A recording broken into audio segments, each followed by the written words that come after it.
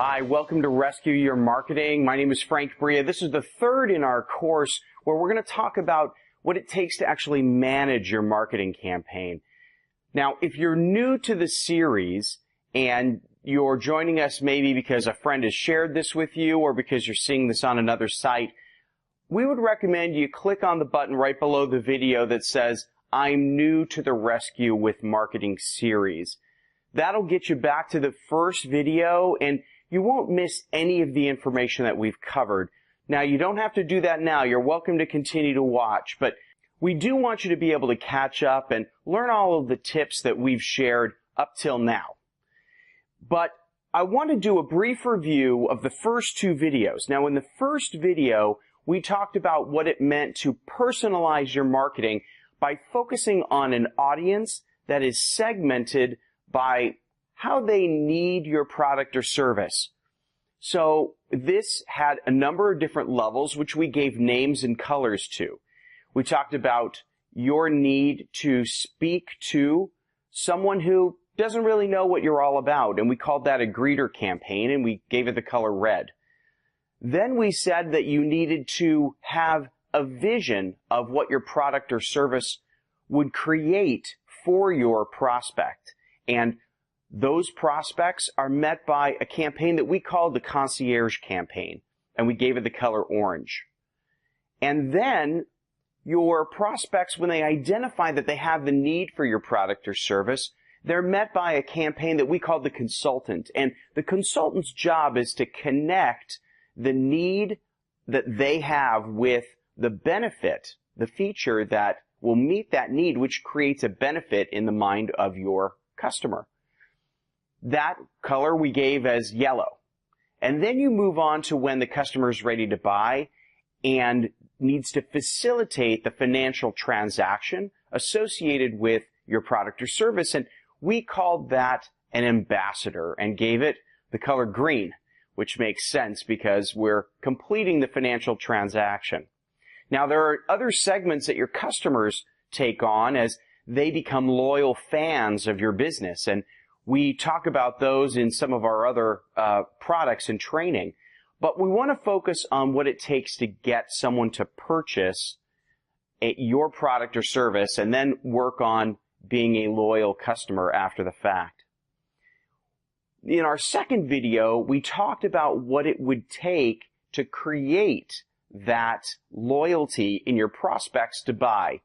And we built up a series of campaigns across the different colors and the different marketing functionalities we just described, the personalities. And that we called the loyalty ladder.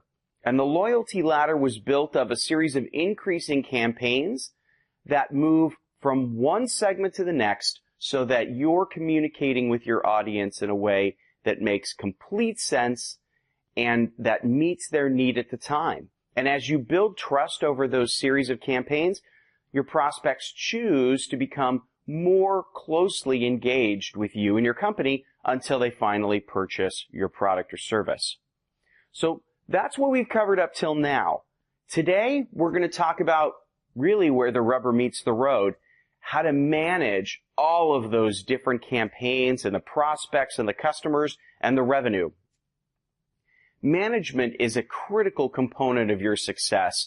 If you simply launch these things and put them out there and don't really have any way of understanding whether they're being successful or not, you're going to get random information. You're not really going to know what's happening with your prospects or customers. There's an old saying that you can't manage what you can't measure. And we're going to be talking about measurement today, the power of numbers. Everything that we've learned up till now about segmenting your prospects, about creating a series of campaigns that speaks to them, it all comes down to this. It all comes down to measuring the important data points so that you know what's working and what's not. So let's talk about what some of those things are. Before we get to understanding what key metrics we're going to measure, I want to quickly review something we covered in our last video. The difference between advertising and marketing.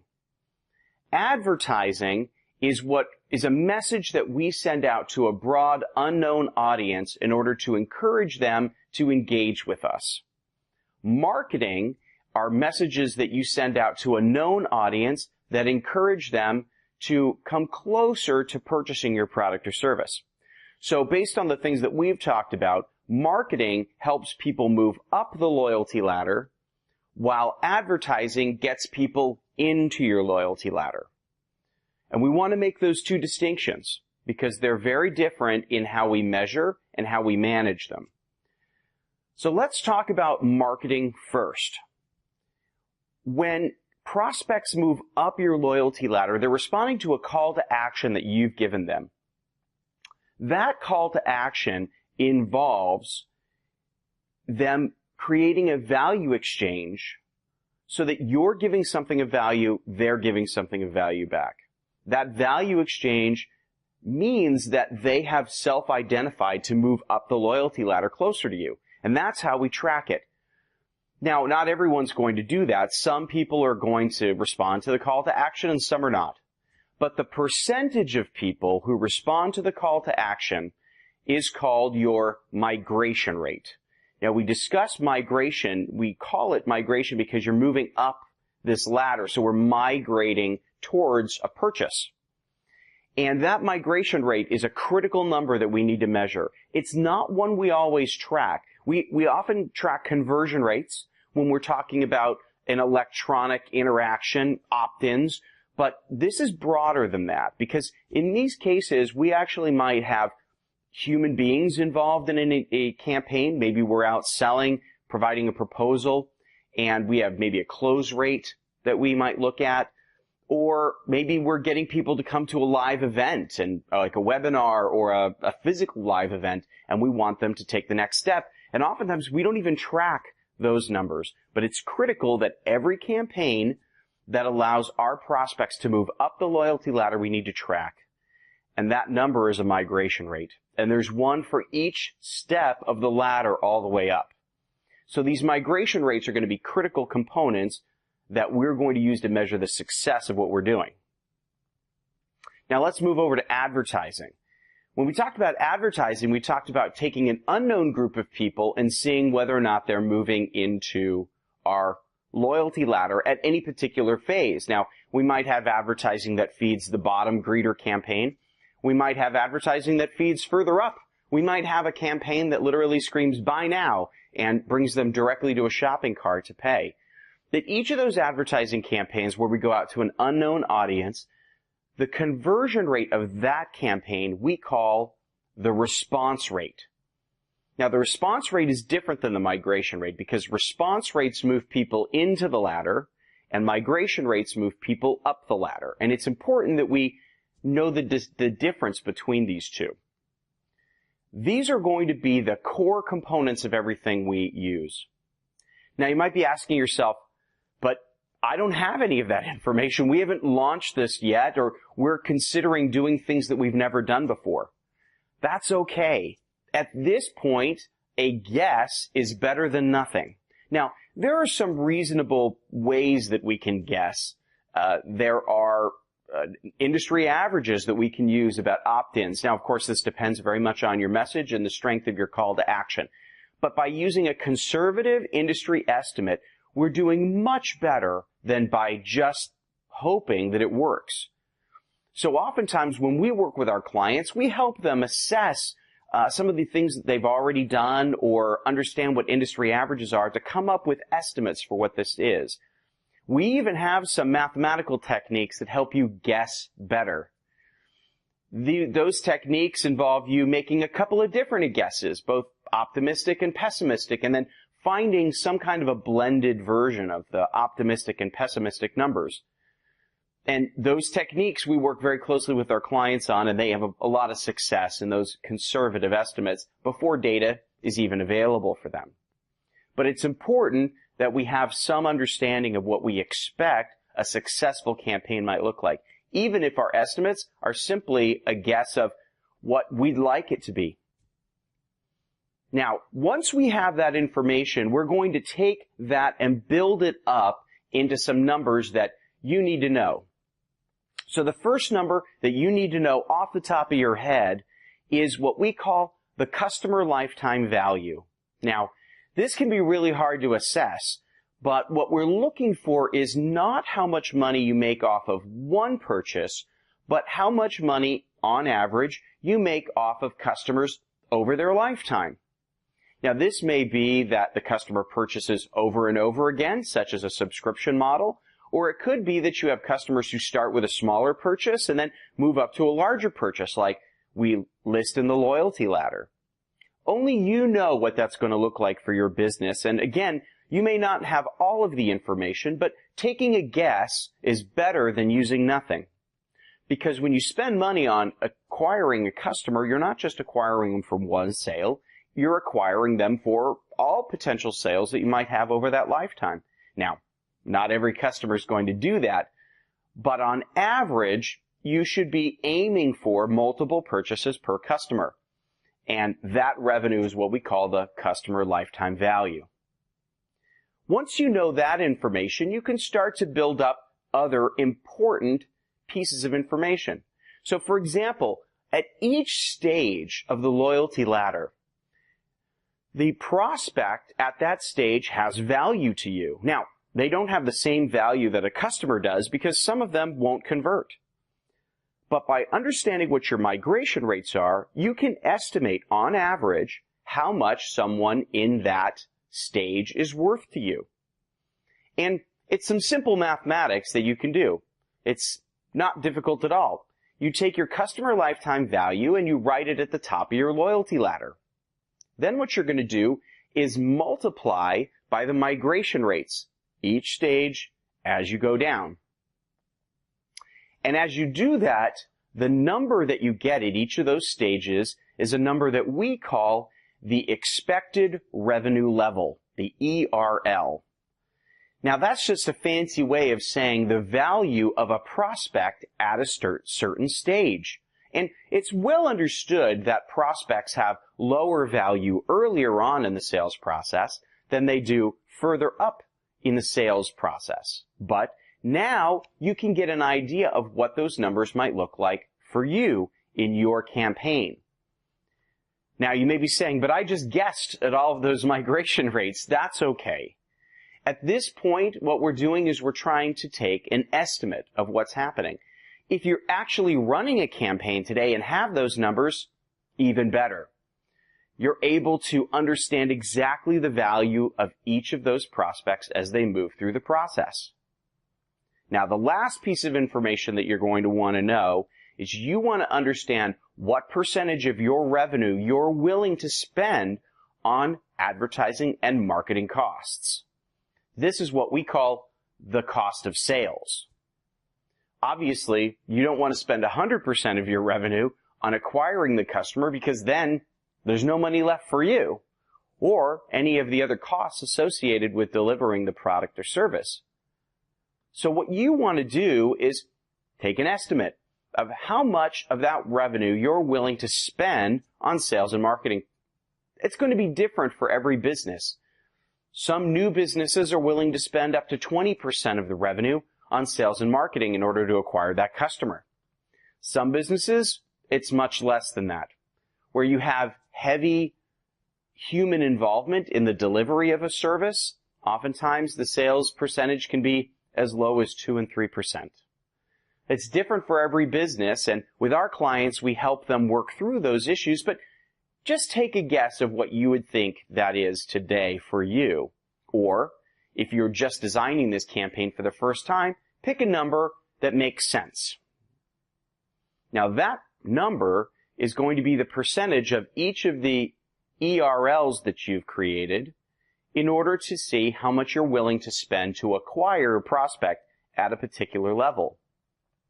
What you find is that the numbers, as you go further down the chain, can get quite small. Depending on your company, it might be as small as 10 or 15 cents in order to acquire a prospect at the greeter level. That's okay. But now you know if you're only willing to spend 15 cents to acquire a new customer at the bottom, you probably don't want to buy an AdWords campaign that feeds in that part of the loyalty ladder where you're spending maybe 75 cents to $1 per click. This is how you can quickly assess what you're doing in your advertising campaigns. The feeders into the ladder at every level need to cost less than the ERL percentage that you've just calculated. If they don't, you know immediately before you've even launched the campaign that this is not going to work and you're going to have to come up with something else.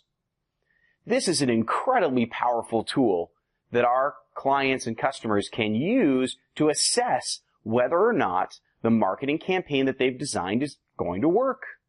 If the advertising vehicles that they've chosen to feed these particular campaigns are profitable or not. And you know now a limit of how much you're willing to pay or not pay. And so interestingly enough, what a lot of our clients find is that they are targeting the wrong level of prospect with pay-per-click ads oftentimes. And if you go through this exercise, you may find that you're paying too much for a prospect based on their value. This is a critical part of what you need to know to see whether your campaign is going to work or not. And so let's review again what we've talked about. First, you need to be able to calculate the response rates and the migration rates which come from advertising and marketing in your loyalty ladder. If you don't have those numbers today, take a guess, an educated guess. Make it conservative or make it aspirational. This is what I'd like it to be, because that way you can tell whether or not your future version of your business that is running the way that you want it to be is also efficient. Once you have that information, we need to figure out the customer lifetime value. Remember, customer lifetime value is the total of all revenue you would expect on average from a new customer, including repeat purchases, subscriptions, and upselling. That information then is multiplied by each of the migration rates down your loyalty ladder so that you get a new number at each stage we call the expected revenue level, or the ERL. The ERL represents the value of a prospect to your business at each stage up the loyalty ladder. Then, you need to figure out how much of that revenue you're willing to spend on sales and marketing and advertising. That percentage multiplied by the ERL represents the maximum you should spend in order to acquire a new prospect at that level. Compare those numbers against your advertising costs in order to understand whether or not you have an efficient campaign. And if you're spending more to acquire that prospect than you get back in revenue at the top of the loyalty ladder, then you know you have a campaign that's not going to work the way you've designed it. And if you find that you're spending more to acquire a prospect than you're getting back in revenue at the top of the loyalty ladder, then you have a campaign that's not efficient enough to be profitable. And that's good to know right now. So we'll have to go back to the drawing board and change the different campaigns and the advertising methods that we're going to use to bring prospects into the ladder. But it's better to know that now than to run the campaign, lose money, and not understand really what the problem is. A lot of people think that the worst thing that can happen to you in business is that nobody responds to your advertising and marketing campaigns. Actually, the worst thing that can happen to you in business is that you have a lot of activity, but you're losing money and don't know why. But this helps you understand where the tight parts are going to be in generating profitability from your prospect base and your new customers, so that you understand what you're able to do and not able to do in terms of advertising and marketing. We hope this has been helpful. This helps our customers manage their campaigns on an ongoing basis so they can find out exactly how much money they should be spending on advertising and marketing to be profitable. And it keeps them from making mistakes by launching campaigns that have no chance at making any money at all. We've got one surprise for you. We've got another video that we've put together for you. It's a bonus video that we didn't think we were going to be able to provide, but we've now been able to put together some tools and tips that you can use to put all three of these things into practice. And our next video is going to talk about each of those. We've talked about personalizing your marketing through understanding the audience segmentation. We've talked about executing your marketing by linking campaigns together in a loyalty ladder. And today we've talked about essentially simulating your campaign to see whether or not it will work before you even run it. And in our next video, we're going to show you some special tools that we've put together for our clients, which are typically only available to paying clients, that we want to share with you. So we ask you to stay tuned for that in the next couple of days, and we'll be able to share some of those with you. I know a lot of people have told us as feedback that this is great information, but they don't really know how to apply it directly in their business. And we think that this next video is going to help answer some of those questions for you. We're excited to be presenting those tools to you in the next couple of days, and we hope that when you get those in your hands, you're able to leverage them so that you can generate more sales and see your marketing improve as you use the three-step approach that we've covered over the last several days. Again, if you're seeing this on another website, go ahead over to marketwithnumbers.com and sign up to get access to the earlier videos in this series. In order to get information about this next upcoming video and to catch up on some of the things we've talked about so far, just go ahead and click on the button there that says, I'm new to the Rescue Your Marketing series, and we'll get you caught up. And you'll be able to learn all of the tricks, all of the tips, all of the strategies we've talked about up till now that help our clients make millions of dollars in additional sales by understanding their market and how to respond to that market. Until next time, I'm Frank Bria.